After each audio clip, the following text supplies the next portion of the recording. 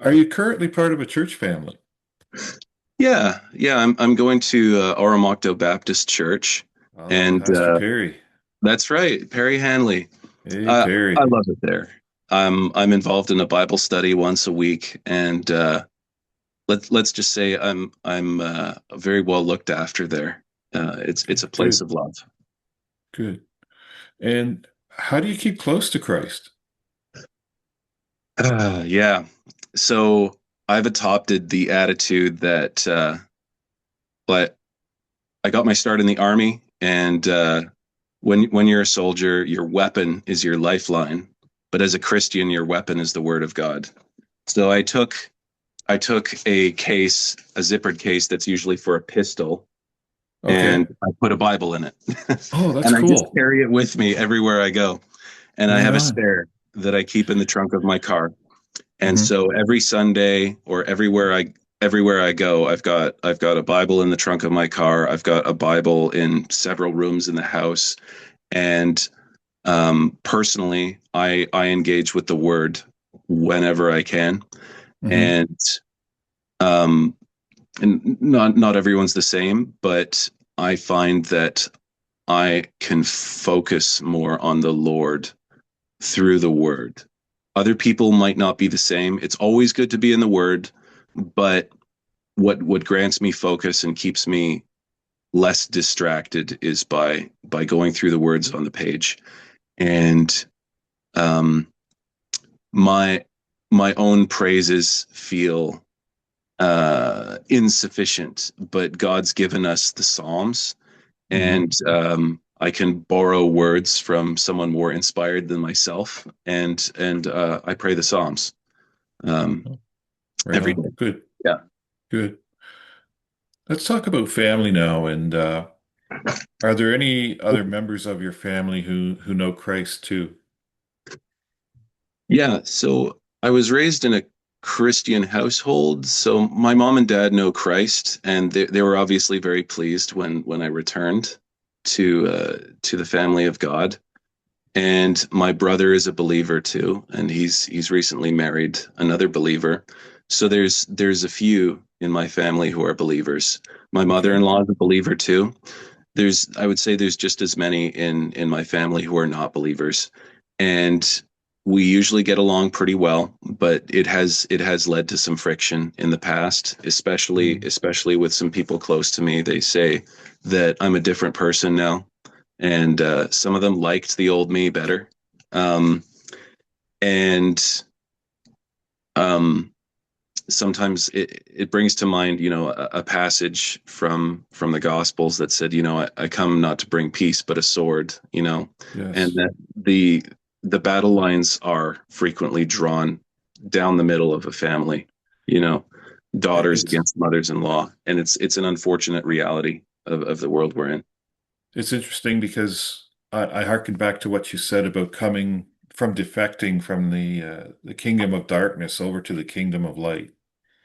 And now you see what it's like on the other side, right? And there's still people that are left behind back there, and they're wondering, you know, what happened? Where did this guy go, right?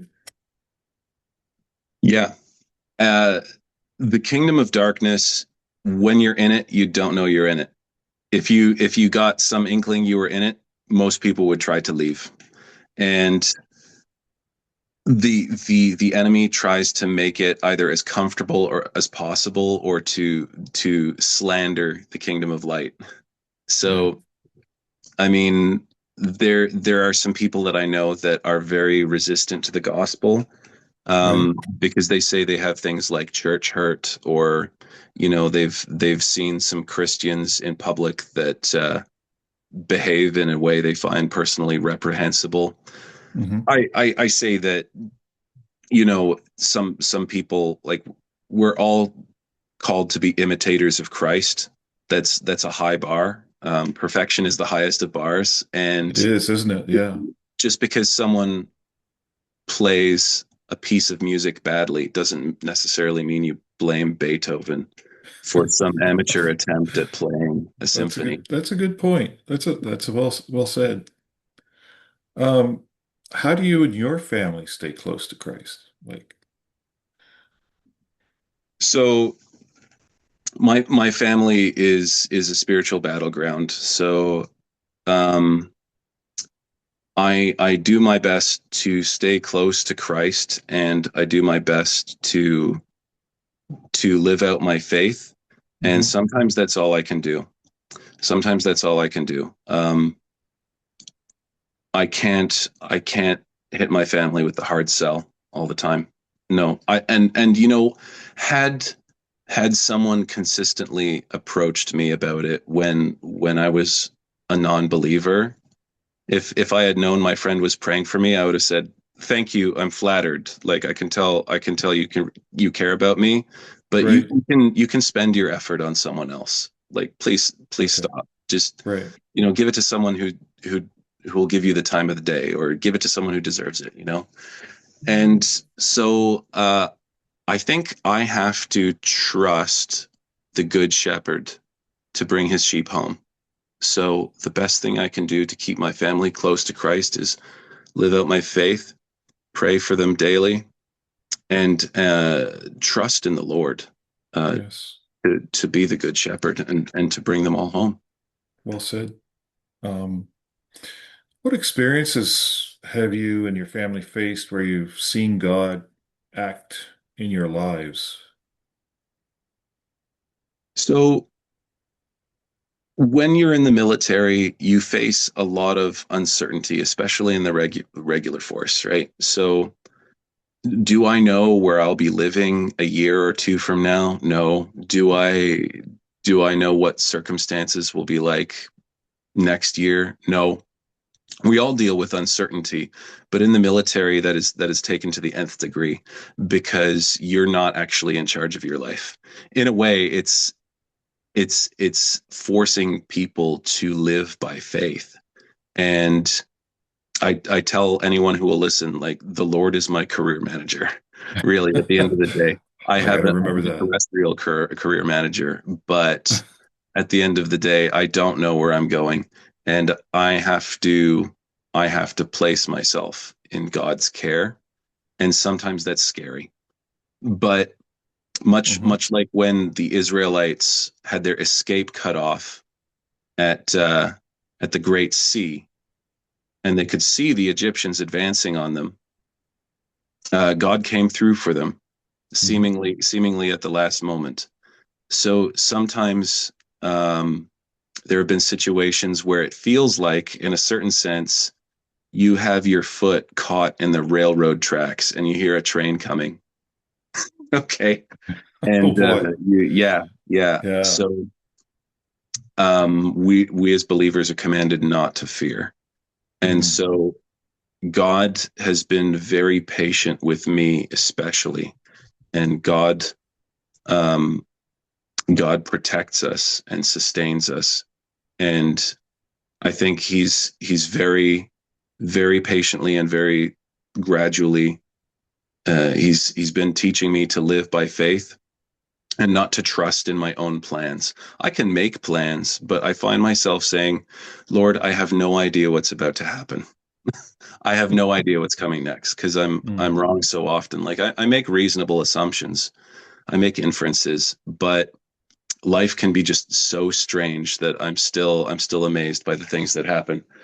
It's if you'll allow it, I um my daughter's 5. We watch SpongeBob SquarePants, and there's an episode of SpongeBob where Squidward is mocking them, is mocking SpongeBob and Patrick, because he says, "Do you think the answers to your problems will just fall out of the sky?"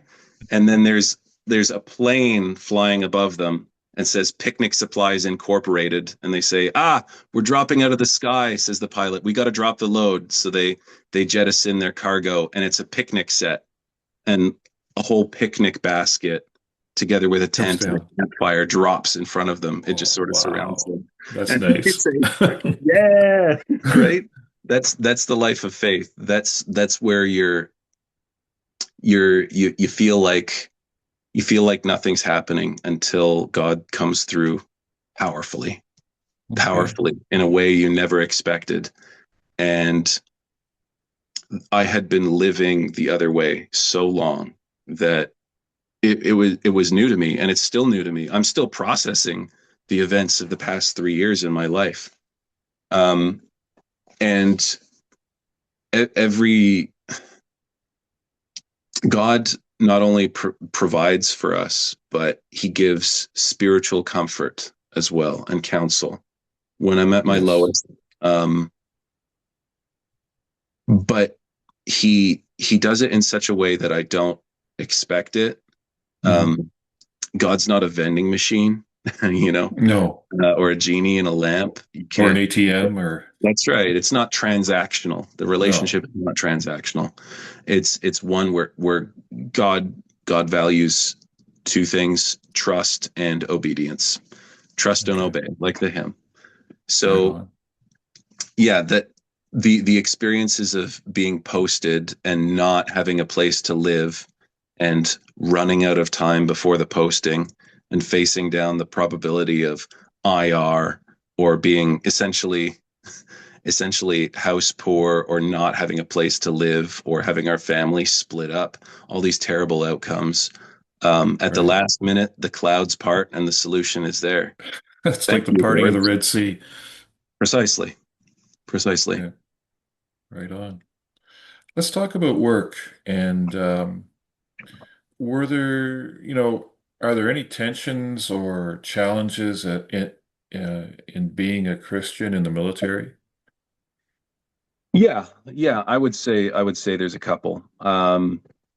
So the military is experiencing culture change from above. It's Hmm. been mandated through policy, um, and some of that culture change is good, and some of it's not so good.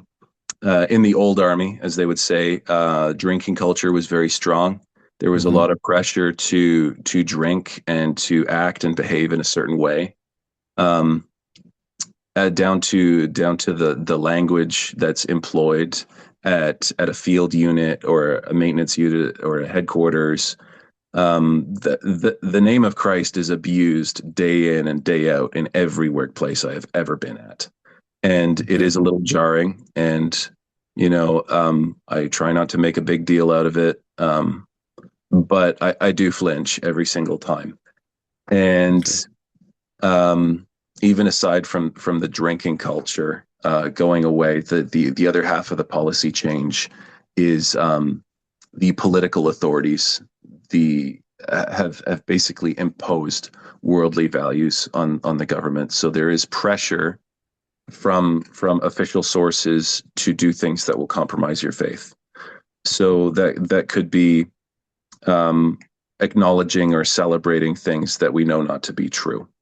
That is ever present, and it's coming up not only for me but some other believers I know in the military. There is pressure to compromise on the nature of God's order for creation, on truth, and frankly, there is pressure to affirm and celebrate uh, LGBTQ lifestyles.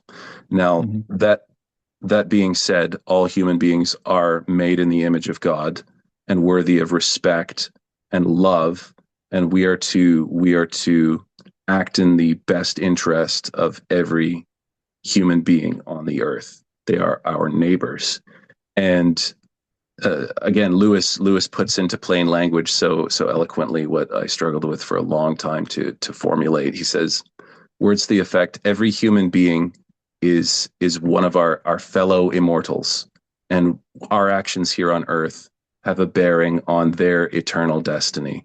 Some things we can say or do can drive them away from God, or perhaps if we're walking with the Spirit and we're open to the Spirit's promptings, maybe the things we say can draw them closer to God. So there's a fine line a believer has to walk where it's not necessarily our job to point out everything that's wrong. I don't make it my business to point out everything that's wrong with other people's lifestyles. I'm not a busybody. I Right. don't mention it. I never give anyone a hard time about it. What I'm referring to is there's sometimes there are instances where push comes to shove, where members are ordered to participate in events affirming a unbiblical lifestyle, right? Okay. Right. Um, so that puts a believer in a very tough spot, because it can it can it can bring accusations of bigotry that I think are not warranted. Um, and Ours is a culture of offense. And Mhm. if you say the wrong thing at work, or even if you refuse to affirm the political dogma of the day, you run the risk of losing your job and your career, right? Wow. Wow. So I would say the two challenges of the military are really one challenge. Um, the primary challenges of being a Christian in the military are not being corrupted by the world. Um, Okay. the book of James says true religion is to care for widows and orphans and to not let the world corrupt you. You know, Right. so that's what I've observed so far as the challenges of being a believer in the military.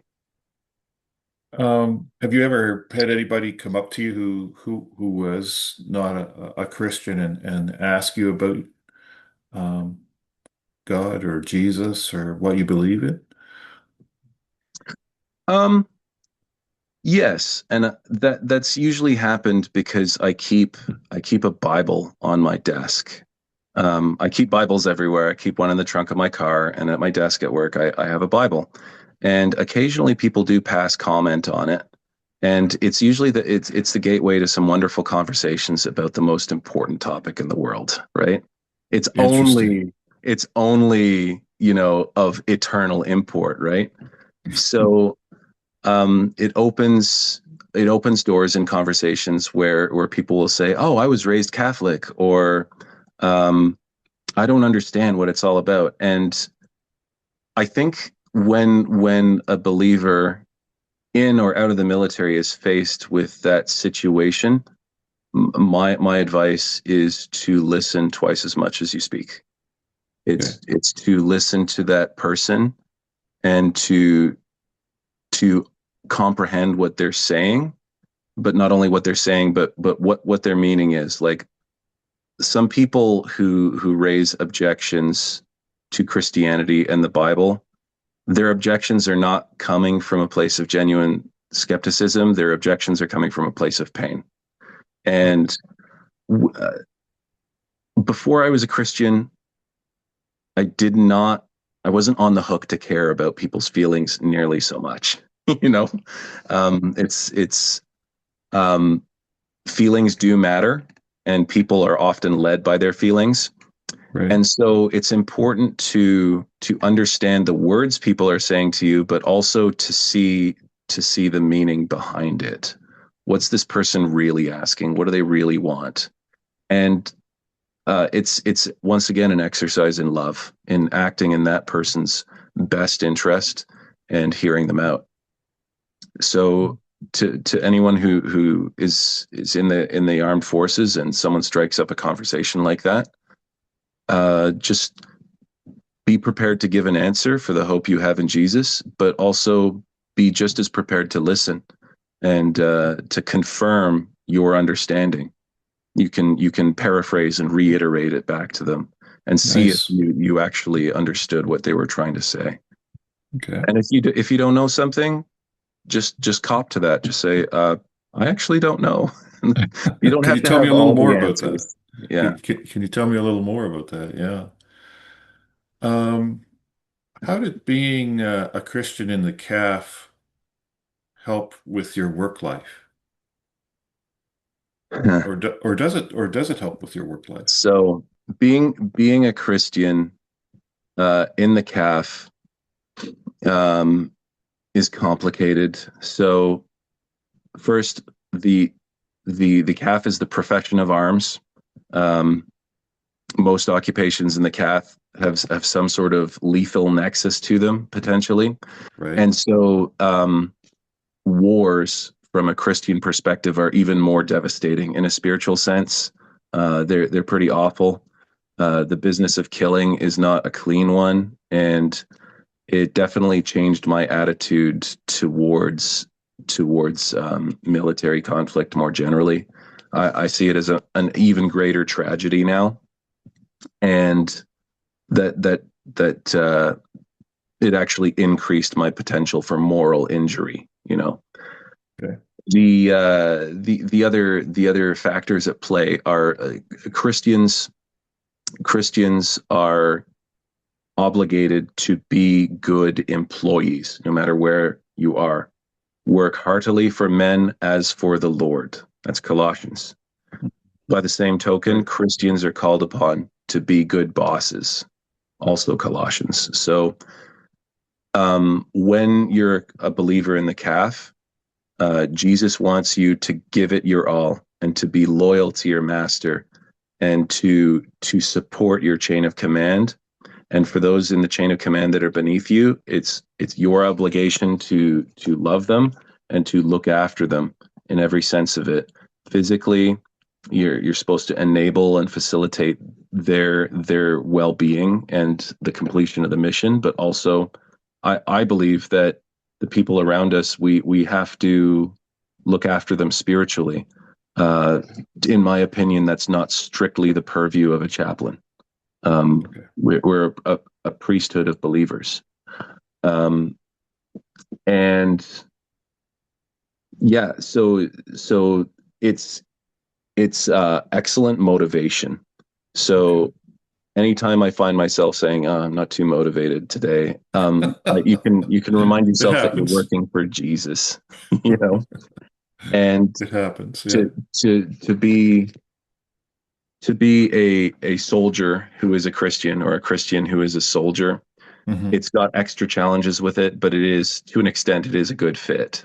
It is a Okay. good fit. As believers, we're to um, accept and thrive in periods of deprivation and suffering, and it's so much better going through those hard times, knowing that the creator of the universe knows your name, cares about you, and has promised to be present with you moment by moment. That every time you pray out loud or in your head, heaven hears you, and that the seas will part if necessary. The Okay. the Good. great sea will part as required, you know. So knowing going into a dangerous situation like a war um, is so much better knowing that no matter what happens, you are in the Lord's hands. Okay. Good. How did you, or how do you stay close to the Lord when you're on exercises or deployments? So when I'm away, um, I do my best to take a physical Bible with me. If that's not possible, there are Bible applications, and I have a daily devotional routine that I've established, but Hmm. because of the needs of the service or just the realities of the circumstances of being somewhere else, you often have to shorten it. And it's like working out. Is it preferable to have a shorter workout and maybe accomplish a bit less, or have no workout at all? So it's Right. better it's better if you can't set aside half an hour for the Lord that day, even if you deliberately set aside 5 minutes after you wake up, before you shave, something like that.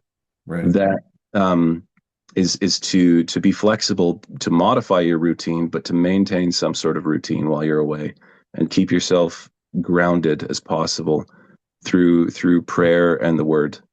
And when you're away, you're even more reliant on God's presence and provision, and just keep praying. Remember your prayers, and like a prayer journal is very valuable. When I was a child, Okay. I sometimes got letters from distant relatives, and if it had been a while since I've gotten a letter, I would say, "Mom, how come I don't get letters anymore?" And she said, "Well, do you write any?" No. Oh, Do you write any letters? Okay, so um, in, initiate prayer with God through the okay. Spirit often. If it's messy, if it's not perfect, don't worry about it. Just do it. God is always happy to hear from you. What let's bring it to where you are now, like your home. Um, what would be your routine right now for uh staying close to the Lord? Like, do you get up in the morning and you pray, you read your Bible, etc., have a coffee? Yeah, so just for me personally, I have to do it early in the morning, and the reason for that is because I'm busy throughout the day. I have a lot of obligations, Hmm. and it's a lot like PT. So you have to put your devotions first in the day, I find, because the day will just, it's like it physically seizes you. So Right. many things will be demanding your attention throughout the day, demanding it. They're not taking no for an answer. So if you put God first, it has a much higher chance of getting done.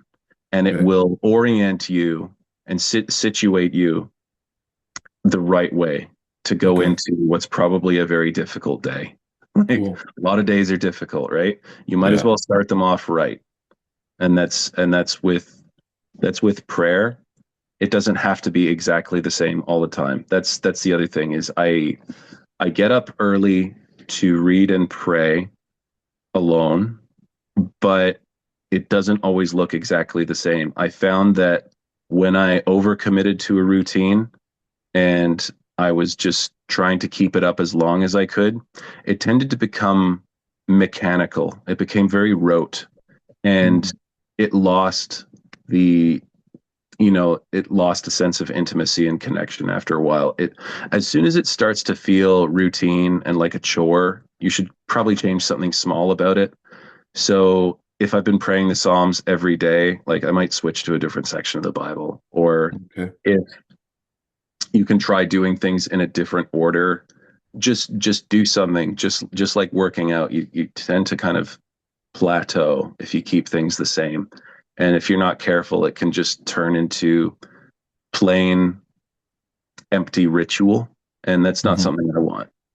um the other thing I say is, if you do miss a day, don't feel too badly about it. Like it can, Okay. when you're committed to a routine. um I personally fall into patterns of what some people call religious OCD very easily, and I Okay. constantly have to stay on guard for that. Um, so what a typical morning might look like is waking up before anyone else in the house, and I would get ready for work, and sometimes I would just go into the office because no one is there in the office. If you must have a time and a place where you are unavailable. You've got to carve out this time, and you've got to make it sacred, right? Because Okay. otherwise you'll get a knock on the door. Hey, I know it's 5:30, but I demand your attention Yes. now. you know, these things have a way of happening. Okay. So that's following the example of Jesus. Jesus retreated to remote places to go and talk to his Father. Um, the the best way to have devotional time is a place free of distraction. And so, Okay. in that vein, I've also found that I would have to put my phone into airplane mode because of the nature of what a smartphone is. It's a Yes. flashy Yes. screen, and I found myself unconsciously swiping, scrolling, checking the news, stuff like that. And so, even if you're using a Bible app, there's going to be that constant temptation, not even a temptation, just unconsciously flipping through my apps. Oh, what's the weather going to be like today? Oh, Yeah. okay. Yeah. Um, Very so familiar with that. so Yes. airplane mode is a halfway compromise if you have to use a digital application. But that's why a physical Bible is really good to have. Physical Mm. Bible forces you to concentrate more, and it's a useful prop for starting conversations in the office. To be honest, I just leave it out there. It's like you're claiming territory, you know. Right. Oh, that's great. And you're not the only one that I've heard that from too, Pete. I've had other interviews where people have kept their Bibles out on their desks, and that really opens the door. That's what I've been hearing. Yeah, and I find sometimes scripture can be very timely in providing advice and assistance. The more you're in scripture and the more you're familiar with it, the easier you're gonna find guidance and just the right verse for just the right time. Okay. Well, Peter Richardson, I want to thank you for your time. It's been a Thank you great for having me. interview. Really enjoyed it. We hope you have enjoyed this episode of DP1. Also, if you are hoping to connect with other military Christians in your area, consider joining the Military Christian Fellowship of Canada, which you can connect with online at mcf-canada.ca.